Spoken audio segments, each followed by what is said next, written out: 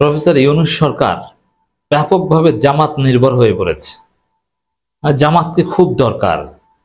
এখন জামাতকে ফ্ল্যাটারিং করা দরকার, অ্যাপিস করা দরকার, জামাতকে গ্লোরিফাই করা দরকার, জামাতকে কাছে টানা দরকার। দর্শক, শুরু থেকেই এই ইন্টারিম গভর্নমেন্টের মূল শক্তি ছিল ইসলামপন্থীরা। বিএনপি কখনো এই সরকারের মূল শক্তি ছিল না, পক্ষের শক্তি ছিল না। ইউনূসকে বিএনপি চায়নি, ইন্টারিম সরকার বিএনপি চায়নি। বিএনপি চেয়েছিল 3 মাস মেয়াদী তত্ত্বাবধায়ক সরকার, যাতে 90 দিনের মধ্যে নির্বাচন দিয়ে তারা ক্ষমতা আসতে পারে।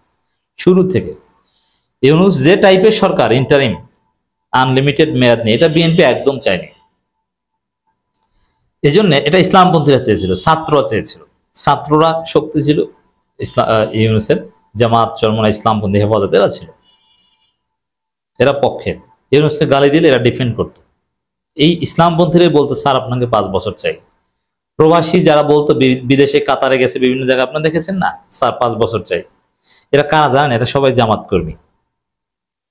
ভিডিও অ্যানালাইসিস করে আমি দায়িত্ব নিয়ে বলছি, ইসলামপন্থীদের সমর্থনে ইউনূস সরকার শক্তিশালী। কিন্তু লন্ডন বৈঠকে এরা আরেকটা এক্সাম্পল দিই, তাহলে বুঝবেন।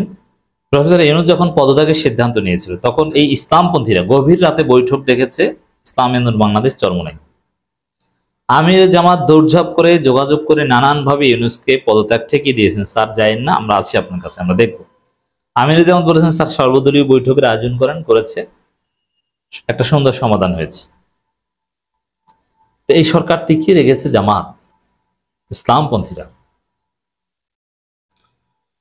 কিন্তু 13 জুন লন্ডন কেলেঙ্কারির মাধ্যমে ইউনূস সেই হিসাব নিকাশ লন্ডভন্ড করে দেন। তারপরে জামাত একটু আঙ্গুল বাঁকা করেছে। একসময় জামাত সরকারকে ব্লাঙ্ক চেক দিয়েছিল যে আপনারা যা করেন, আমাদের তেমন কোনো প্রত্যাশা নেই, সরকারের উপর আমাদের বিশ্বাস, আমরা যৌক্তিক সময় দেব। যৌক্তিক সময়ের ব্যাখ্যা কি, সেই ব্যাখ্যা আমরা বলবো না, ইউনূস যেটা বলবে সেইটাই। খোলামেলা জামাতের আমির বলেছে, ইউনূসের উপর আমাদের আস্থা, তিনি যা বলেছেন আমরা বিশ্বাস করি সেটাই হবে। একদম ব্ল্যাঙ্ক চেক। আমাদের এই দেন সেই দেন। জামাত একদিনও সরকারের কাছে কোনো দাবি আদায়ের জন্য রাস্তা অবরোধ, রাস্তায় নাম কিচ্ছু করেনি।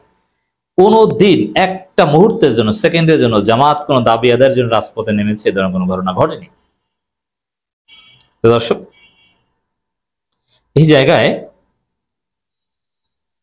জামাতের মতো এত বড় একটা ফোর্স, যাদের সমর্থনে এই সরকার টিকে ছিল বা টিকে থাকতে পারে, অনেক বড় বড় ষড়যন্ত্র জামাতকে সাথে নিয়ে মোকাবেলা করতে পারে সরকার, সে জামাতের সাথে 2 নম্বরই করেছে লন্ডন বৈঠকের মাধ্যমে ইউনূস। তা জামাত খেপে গিয়েছে। এরপর থেকে জামাত চালাক হয়েছে, যে ব্ল্যাঙ্ক চেকটা উঠিয়ে নিয়েছে।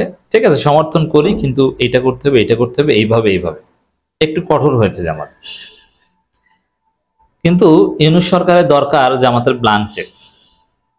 এখন আবার নির্বাচনের তারিখ ঘোষণা, জুলাই সনদ, রাষ্ট্রপতিকে অপসারণ, বর্ষপূর্তি বিপ্লবের, জনগণের হিউজ প্রত্যাশা, এই বিষয়গুলো সামনে এসেছে। সব মিলিয়ে ঐক্যমত্য কমিশনের ব্যর্থতা, জুলাই সনদ নিয়ে জটিলতা, ইউনূস সরকার ভালো বেকায়দায় পড়েছে। একদিকে নির্বাচনের তারিখ ঘোষণা করতে চাওয়া, আর একদিকে অন্যান্য পক্ষ বলছে কিসের নির্বাচন, এই সময় ওটা হবে না। তো এই পরিস্থিতিতে জামাতকে দরকার প্রফেসর ইউনূসের। এখন ডক্টর ইউনূস আসিফ নজরুলকে অ্যাসাইনমেন্ট দিয়েছে যে, আসিফ তুমি জামাতকে আস্থায় আনো, জামাত যেন আমাদেরকে অ্যাবসলিউট সমর্থন দেয় বা আনকন্ডিশনাল সমর্থন দেয়। নইলে এই 1 আগস্ট থেকে 8 আগস্ট পর্যন্ত যে পরিস্থিতি, এই পরিস্থিতি মোকাবেলা করা কঠিন হবে। এখানে আমাদের জামাতকে লাগবে, নইলে আমাদের কপালে বিপদ আছে। এমনকি এনসিপির ছেলেরাও, এরাও তো রেকলেস, বেপরোয়া, এরাও কথা শুনবে না। এরা কখন কি ঘটিয়ে দেয়, কখন কোন জায়গায় কাকে ধরে মাইরে হাত পা ভেঙে দেয় বলা যায় না। কিন্তু জামাত তো ভদ্র, নিয়ম শৃঙ্খলা, জামাতকে সাথে নিয়ে একটা সুশৃঙ্খল কাজ করা যায়। তা আসিফ তুমি যেভাবে পারো জামাতকে আবার আগের জায়গায় নিয়ে আসো। তারই অংশ হিসাবে আসিফ নজরুল, হঠাৎ ডক্টর আসিফ নজরুল ঘাদানিকের প্রতিষ্ঠাতা থেকে আসিফ নজরুল হয়ে গেছেন আলহাজ হজরত মাওলানা আসিফ নজরুল। এমন সুন্দর সুন্দর কথা বলেন, মনে হবে যেন বিশাল মাওলানা, আল্লাহর ওলি, আমির হামজার বাসায় জান্নাত থেকে পালিয়ে এসছে। এত সুন্দর কথা, জামাতকে ফ্ল্যাটারিং করে জামাত খুশি হয়, জামাতের মনের কথাগুলো বলছে আসিফ নজরুল। জামাত নির্ভরতা থেকে জামাতকে কাছে টানতে এই কথাগুলো, জামাতকে এখন দরকার। এটা অসাধারণ ঘটনা। আমি কয়েকটা বক্তব্য আসিফ নজরুলের শোনাই, তাহলে বুঝবেন যে আসলে ঘটনা কোন জায়গায় ঘটেছে।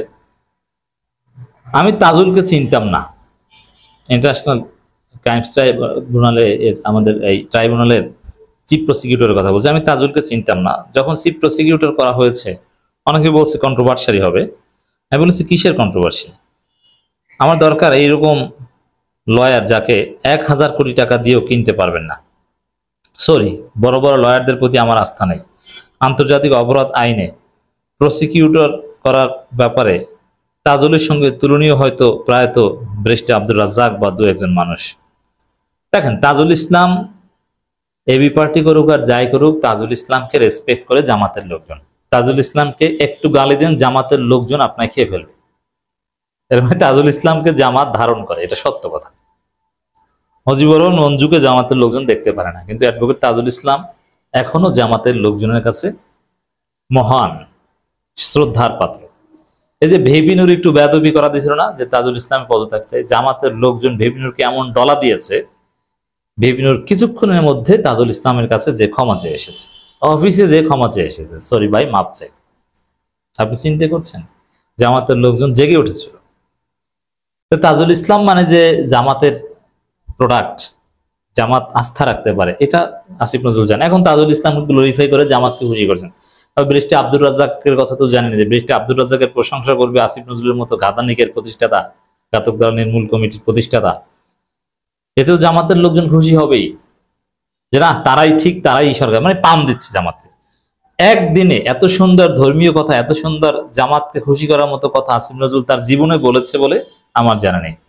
এই বক্তব্য যেদিন দিয়েছে ওই দিনেই আরো অনেক বক্তব্য। আবার চিফ অ্যাডভাইজার মাননীয় প্রধান উপদেষ্টা প্রফেসর ইউনূসের যে ফেসবুক পেজ, সেখান থেকে আমিরে জামাতের বক্তব্য আপলোড দেওয়া হয়েছে, আরো অনেকের দেওয়া হয়েছে, কিন্তু আমিরে জামাতের বক্তব্যে লাভ রিয়েক্টের বন্যা।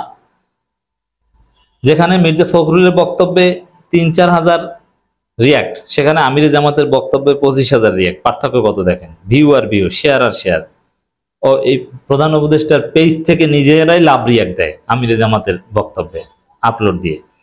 বাংলাদেশ জামাত ইসলামী আমির doctor Shafiqur Rahman speaks at the UN event on the July uprising and first fact findings report at Intercontinental Dhaka on Tuesday। মানে খুব আমিরে জামাত এইভাবে রেসপেক্ট করছে, মানে এটা হচ্ছে গ্লোরিফাই করছে, জামাতকে দরকার। আবার আসিফ নজরুল আর একটা বক্তব্য নিয়ে তোলপাড় তৈরি হয়েছিল, হাসিনা যে অপরাধ করেছে 71-এ পাকিস্তানি সেনাবাহিনীও তা করেনি। এখন এটাও জামাতের সেন্টিমেন্ট, এটা সত্য কথা যে 71-এর চাইতে 24-কে উপরে করে দেখানো, এটা জানে আসিফ নজরুল, এটা করলে বিপদে পড়তে হবে, কিন্তু তারপরও করেছে। ভেবেছিল যে এতে জামাত খুশি হবে, জামাতকে খুশি করার জন্য এটা বলেছিল যে 71-এর চাইতে 24 বড়।